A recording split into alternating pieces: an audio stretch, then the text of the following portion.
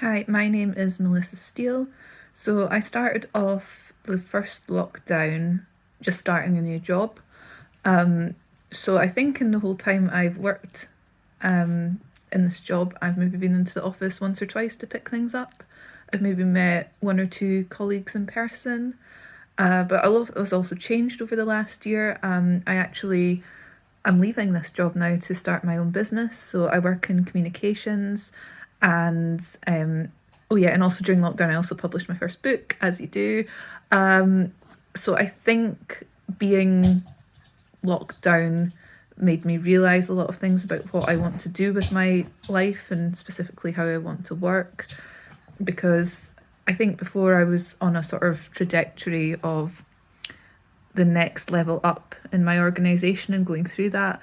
But I felt once lockdown came that it made me re-examine a lot of that, because a lot of everything else had been stripped away. A lot of office culture had been stripped away, and you were just left with your job and absolutely nothing else surrounding it.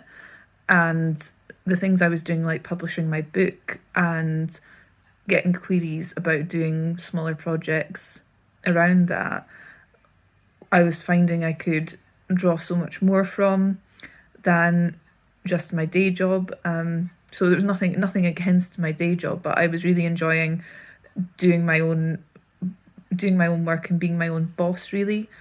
And the really creative side of writing a novel, it's not exactly something that is part of an office role. There's no novel writer in residence usually in the office, like you have an HR department. So it really brought home to me that I was getting a lot of satisfaction out of doing this. And also I thought, well, why not start your own business during a pandemic? Because obviously I like a challenge or something. So that's what I did, and I started it on a sideline, as a sideline, sorry, the end of last year, and it's slowly picked up from there to the point where I'm now at the point I will need to leave if I want to bring my business any further forward, because I'll need to just have the time to do things. And yeah, I was also on track to publish my first novel just before. Well, no, I wasn't going to publish it just as lockdown hit, but I'd started the process of self-publishing my novel, which had some interest from literary agents and things, but I really wanted to do things myself because I worked in marketing and I wanted to sort of use all that expertise.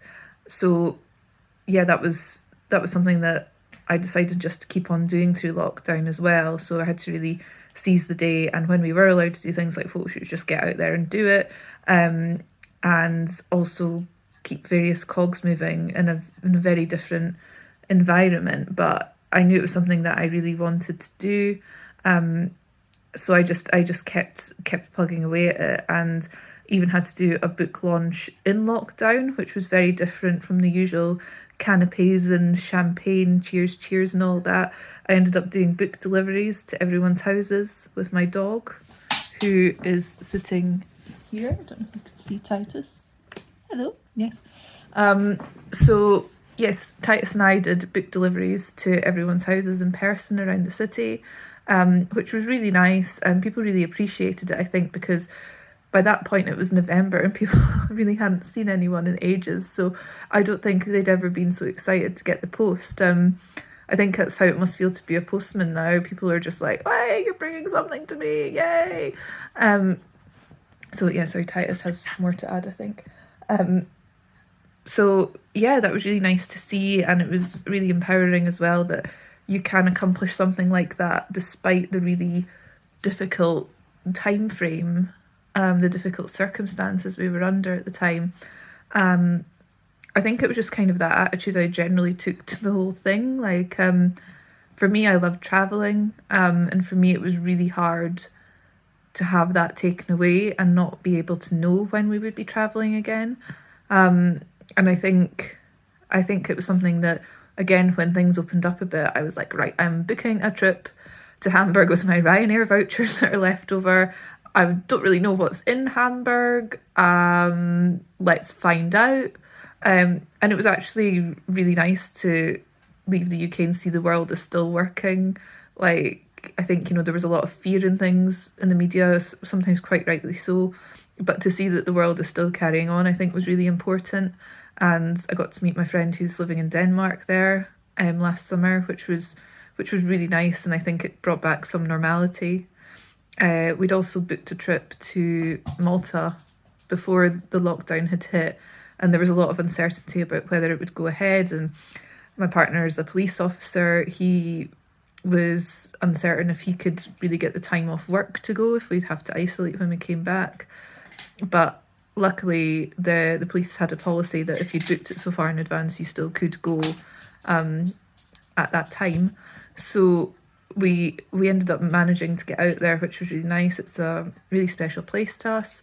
But it was one of those things that you kind of felt other people would have just, you know, people aren't quite as obsessed with going on holiday as I am, would have just gone, like, let's cancel it. It's a month out. It's probably not going to happen. Let's cancel it.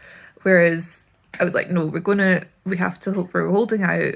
It's a really special trip to us. We're just going to keep going and see what happens.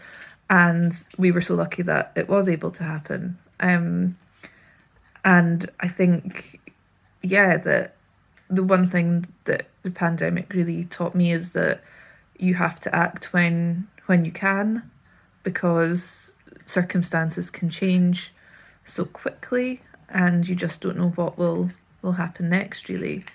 I think also my pets, one of whom you had a preview of there with Titus, I think our pets really became our new co-workers. So I have a dog and a cat who like to make a lot of guest appearances on Zoom calls and video calls at work. It's like they know, and they're like, yes, this incredibly formal meeting would be an excellent time for me to jump on your shoulder, perhaps, and show my cat butt to the head of the department. But I think that has really changed our perceptions of what isn't normal or acceptable in meetings and cultures as well. I think we give each other a lot more slack now, working from home.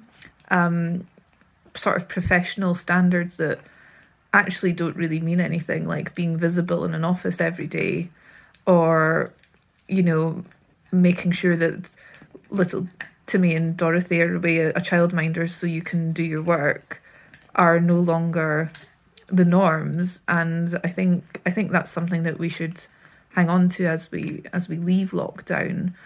How much that does change when we go back to normal life, I think remains to be seen.